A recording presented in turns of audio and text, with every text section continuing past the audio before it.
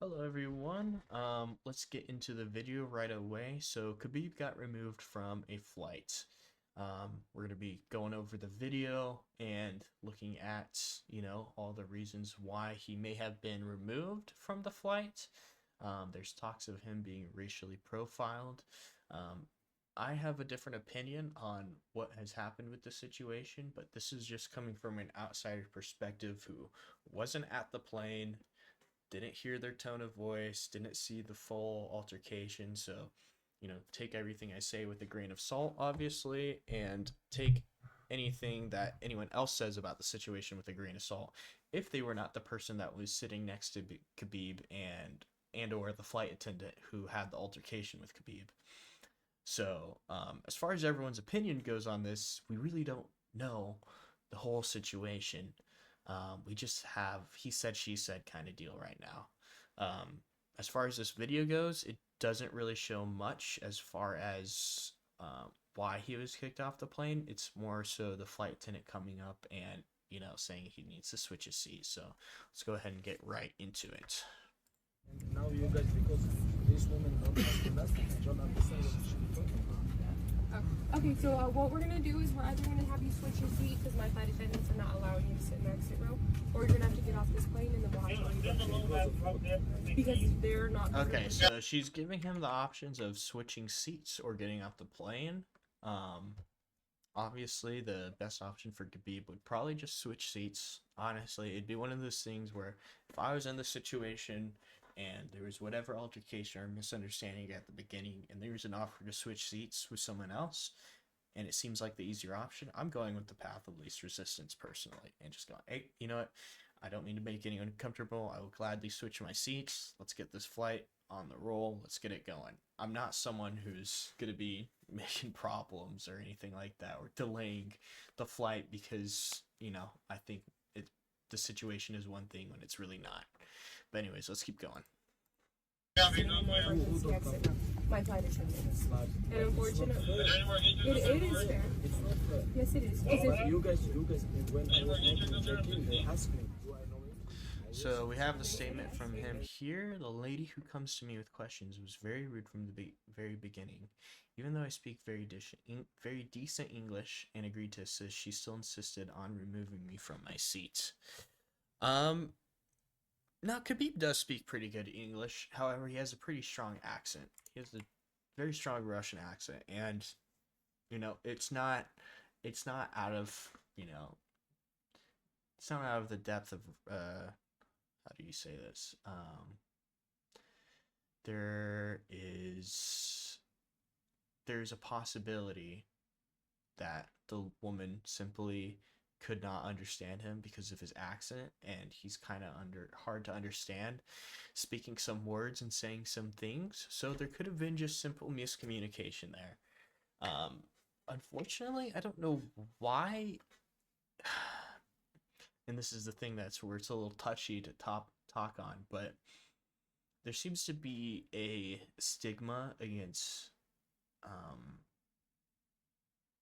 there seems to be a stigma against those Russian fighters, against English people and stuff like that, when they don't understand them all the way, even though they do speak English, but there just seems to be a lack of understanding that they have a strong accent and some words are hard to understand and listen to through conversations and stuff. But anyways, let's continue on. I understand that, but it's also off of their judgment. I'm not going to do this back and forth. I will call a supervisor. You can either take a different seat, or we can go ahead and escort you off the plane.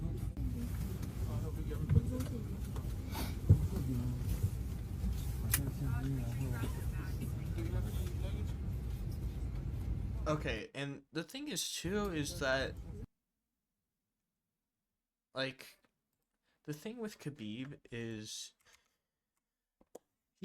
his former manager. I don't know if he's still really involved with Ali Abdelaziz, but Ali Abdelaziz is very notorious for having problems with planes.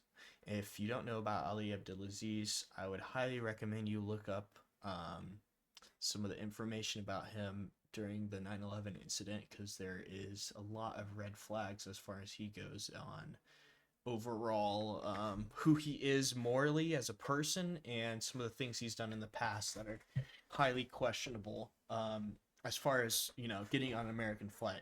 I'm sure, as time has passed, things have changed. I don't know the full entire story. I'm not claiming I know Ali Abdelaziz's full story, but when you're connected to someone like that, you might have some problems on flights. That's all I'm saying. That's all I'm saying. I think that's pretty reasonable, if you've had a past history like he's had, with flights and stuff.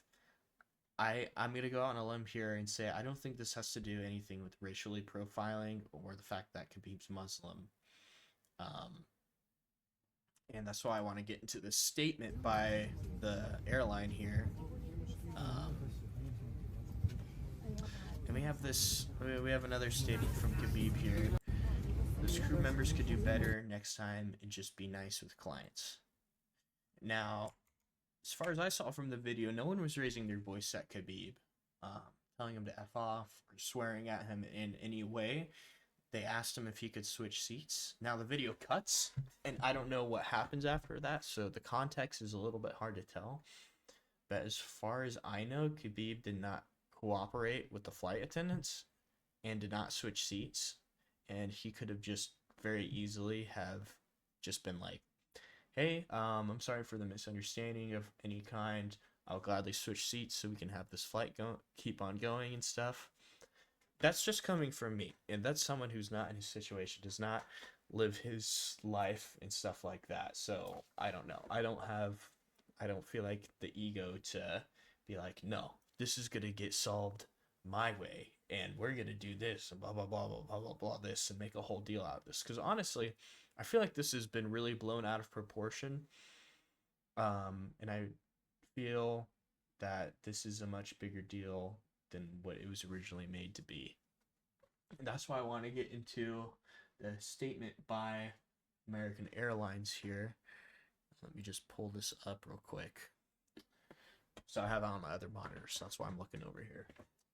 So, on January 11th, 2025, at flight 4401 from Las Vegas to San Francisco was preparing for departure, a flight attendant initiated the customary briefing for exit row passengers. Now, I don't know if you've ever sit next to an exit door. Different flights, it's different.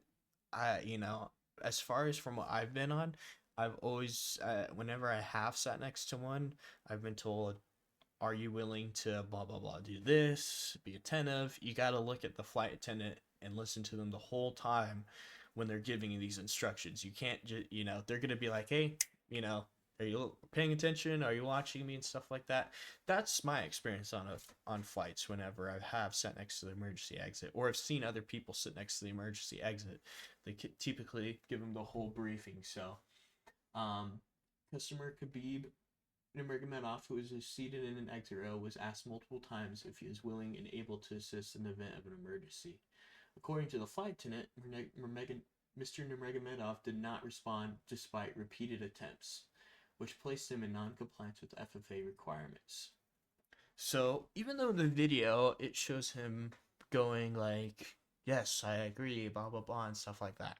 This is after the flight attendant, not in that video, but a different flight attendant went up to him and was telling him these things. And apparently he didn't listen. And now that's something I can see being honestly what the case was. I can see him having headphones in or looking to the side and, they're trying to get his attention and he's going, what? What are we doing? And she's like, sir, I'm trying to speak to you. And I can imagine him ignoring her. And that's just coming from me. I'll be straight out. I'm not a Khabib fan. I'm not a Dagestani fan really. I do like Islam Makhachev for his fighting style. I think it's pretty good. And he's a little bit of a funny guy. He's grown on me a little bit as far as those guys, but as far as their attitudes go and the whole humbleness and stuff like that and hypocrisy a lot of the times on the things that they say and do, it's just one of the reasons why I'm personally not a fan of them. that's probably going to get a lot of flack because I feel like a lot of casual MMA fans are huge Khabib fans, and Khabib's a go, blah blah blah, and stuff like that. I'll eventually make a video about why I'm not a fan of Khabib and why I don't like his MMA career, honestly. But that's for another day, another time. I'm just letting you know my general bias towards Khabib, so that way when you know that I'm making my opinions and making these inferences about what happened, even though I don't know what happened, I wasn't on the flight. I'm just saying that this is what I believe is the most realistic scenario is Khabib just not listening to the flight attendant, and then the flight attendant being like, okay, well, I got to go do my job. We got to get this flight going, and yeah, we're gonna find someone else that's gonna want to sit there. And unfortunately, if you don't comply, if you're not paying attention, the first planes are taken pretty seriously, which is I don't know, something that seems lost on a lot of people these days, especially with all the crap that goes on planes nowadays. But anyways, back into the statement. According to the flight attendant, Mr. Nurmagomedov did not, blah, blah, blah, you read that. The flight attendant informed Mr. Nurmagomedov that he could be moved to a different upgraded seat or exit the plane. The video circulating on social media platforms did not capture this interaction, and instead show a subsequent interaction after a gate agent entered the plane and reiterated the option to be reseated. As a result of the customer's initial unresponsiveness and repeated declinations of a seat change, he was asked to deplane per airline and FFA policy. The decision to deplane the customer was in no way related to his ethnicity, and we have refunded him and his traveling companions for their flights. So, I mean, like, if he was told that he can upgrade his seat and he didn't do that, like, come on now. I mean, are we really gonna be super like Frontier Airlines is racially profiling people? I don't know why we have to immediately these days seem like we have to always get to that he was profiled, he was blah blah blah like this, when the situations are much simpler than that. And I feel like people's ignorance on how much hate is in the world is this is one of the moments, people are just looking for something to be like, here's a hateful person, she blah blah blah blah, the flight attendant's this, Frontier Airlines, horrible organization. First of all, Khabib is a multimillionaire. He shouldn't be on Frontier Airlines. He should be flying a private jet with his buddies. I don't know why he's flying economy class. It's a little bit weird. It would save him so much trouble and his friends so much trouble, and I feel like he could afford it. Then again, I don't know. A lot of his assets got seized, and he has some tax problems in Russia, so I don't know how good money is. Maybe that's why he is flying economy. But anyways, yeah, I just feel like this incident is a little bit overblown for what it should be. I feel like there's no sort of racially profiling going on here, and it's something that a lot of people are kind of just looking for something to be upset about, when the situation's a lot simpler than it, is it explained. Khabib's probably pretty salty, and that's the thing too, is like, we talk so much of respect and humbleness and stuff like that, but you refuse to switch seats, or you refuse to upgrade your seat and just make the process go along simpler. That shows that you wanted your way. You wanted your way to be the solution, not the solution that, the flight attendants was trying to give you. Hey, we can have you switch seats, or we'll deplane you. Like, no, I'm going to deplane. I'm going to deplane. I'm not going to switch seats. I'm going to do what I want to do. And it's like, what? Go ahead, do what you do. At the same time, they're gonna get to the event. Islam's gonna fight. He's gonna do his thing. This is just a little story that's popping up along the way that I wanted to cover. I'm gonna try not to say and so much in my videos. I'm gonna make a little board over here that says do not say and so much. But since I'm freeballing a lot of this, it tends to happen, so I'm going to try not to do it so much. But anyways, let's get into a statement from one of my... He used to be one of my favorite fighters, but he's become one of my least favorite fighters of recently, Mr. Michael Chandler. And he says here, let me go ahead and move my camera real quick.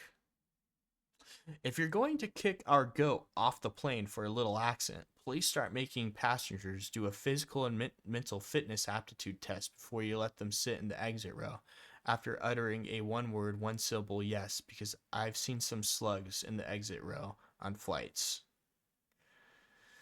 Okay. First of all, Chandler, our goat? Khabib's your goat? Really? This guy is such a glazer. And also, honestly, I understand why he considers Khabib his goat, is because Khabib beat Conor, and Chandler's never been able to get the Conor fight. He probably never will get the Conor fight, and he's probably still very, very salty about that. Understandably so. He's put around the ringer a little bit, but just like such a weird statement. Like, if you're going to kick our goat off the plane for a little accident, please start making the passengers do a physical and mental fitness aptitude test before you let them sit in the exit row after uttering a one-word syllable yes. Because I've seen some slugs in the exit row on flights. At the end of the day, Michael Chandler, they just need to be able to open up the door and do a couple things. And communication is one of those things as well, is being able to clearly understand someone and what they're saying and doing. There might have been a little misunderstanding with Khabib's accent at the beginning, and things didn't get understood. Okay? Sometimes that happens. Sometimes I don't understand some people I'm servicing, and I have to, hey, I'm sorry, my ear's hurting, or you just create up a reason why you didn't hear them that well, and then have them repeat themselves. But anyways, we get to another statement over here. Can you imagine an emergency happens on your plane and you would prefer a perfect speaking human instead of one of the greatest athletes of all time because you're uncomfortable with his ability to speak English, which is very good, by the way. This is bizarre. Not only was he the most physically capable human being on the plane, but I'm pretty sure the only qualification to sitting in the exit row is being able to say the word yes. So it's a bit more than that, Michael Chandler. That's okay. That's okay. I understand that your brain is still recovering a little bit from getting knocked around by Oliveira. But Nate Diaz just responded with a laughing emoji. And of course, Chandler has to respond back with a, he speaks better English than you, Nate Diaz. And then just replies with another laughing emoji, because that's all it takes to own Michael Chandler these days in a verbal spar. Just respond with a laughing emoji at anything he says, and whatever he said is completely invalid. I don't know where he got all this glazing from Khabib from, honestly. Some people really glaze the hell out of Khabib. I understand. But out of all people, Michael Chandler is really throwing some strong words for Khabib here. Good for him, I guess. Not something I would really want to make a statement about as a fighter, really. But it's whatever.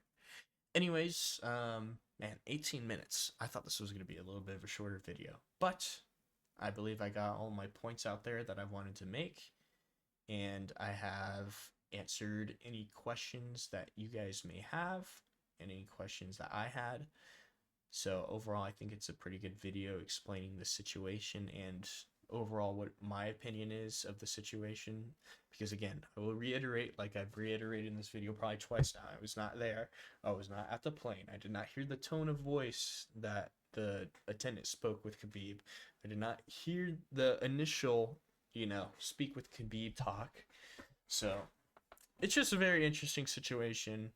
Again, bigger the situation that needs to be, but I was able to make a 20-minute long video commentating about it, so good content. Anyways, thank you guys for watching. I'll see you later.